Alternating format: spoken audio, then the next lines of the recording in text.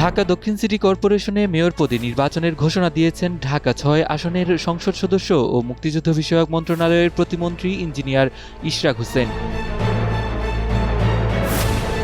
সোমবার ২৩ ফেব্রুয়ারি বিকেলে নিজের ভেরিফাইড ফেসবুকে দেয়া এক পোস্টে তিনি একথা জানান। পোস্টে ইশরাক হোসেন লিখেন, ঢাকা দক্ষিণ থেকে সিটি কর্পোরেশন করব ইনশাআল্লাহ। ঢাকা দক্ষিণ সিটির মেয়র পদে সর্বশেষ নির্বাচন হয় ২০২০ সালের ১ ফেব্রুয়ারি। নির্বাচনে বিএনপির প্রার্থী ছিলেন ইশরাক হোসেন। ২০২৪ সালের ৫ আগস্ট গণ অভ্যুত্থানে আওয়ামী লীগ সরকারের পতনের পর মেয়র পদ থেকে শেখ ফজলে নূর তাপসকে অপসারণ করে অন্তর্বর্তী সরকার।